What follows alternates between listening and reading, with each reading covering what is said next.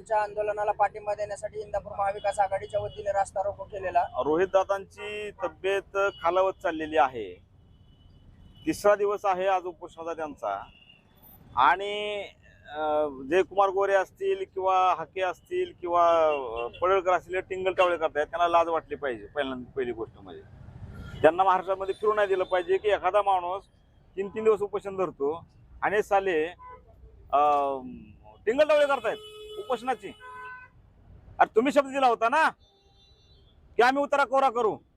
आता काय उतारा कोरा करू म्हणला तुम्ही, तुमचा बाप म्हणला उतारा कोरा करू।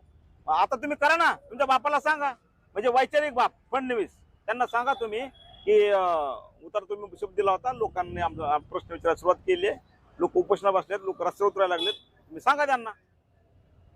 कृषी मंत्री दत्तात्रय भरणे हे इंदापूर मामांना पुढच्या आठवड्यामध्ये आम्ही फिरू देणार नाही तालुक्यामध्ये। महाराष्ट्रामध्ये त्यांना शेतकऱ्यांनी फिरू नाही दिलं पाहिजे। मागं कुठेतरी ते पळून गेले, या आठवड्यामध्ये कुठल्या तरी गावामध्ये त्यांना हाकलून दिलं। महाराष्ट्रामध्ये त्यांना फिरू दिलं जाणार नाही। तुम्ही दिलेला शब्द पाळा। बरे शब्द व्यक्तिगत कोणाला दिलेला नाही की एखादं काम करतो सोडून द्या विषय, ठेकेदाराला कमिशन तो विषय सोडून द्या। तुम्ही महाराष्ट्राला 56 लाख शेतकऱ्यांचं कर्ज माफ करतोय हा शब्द दिलेला आहे। 56 लाख शेतकरी म्हणजे 2.5-3 कोटी लोक लाभार्थी आहेत, त्या कुटुंब आहेत। 2.5-3 कोटी लोकांचा विषय आहे तो। आज आंदोलनाचा तिसरा दिवस आहे। सरकारचं कुठलं शिष्टमंडळ किंवा सरकारकडून कोणता संपर्क साधण्याचा प्रयत्न झालेला आहे का रोहित पवार यांच्यासोबत? सरकारचे शिष्टमंडळ किंवा तिथले अधिकारी कलेक्टर असतील किंवा SP असतील, ते नियमितपणे रोहितदादांच्या संपर्कात आहेत। रोज येत आहेत, दोनदा येत आहेत, बोलतायत, चर्चा करतायत। सरकारच्या बरोबर जी काही चर्चा होती त्यांची चर्चा होती, पण ठोस असं कुठलंही आश्वासन सरकारकडनं मी काय म्हणतो ठोस दिलेलंच आहे ना अगोदर। आता काय ठोस द्यायचंय? आता काय आम्ही मागणी करायची?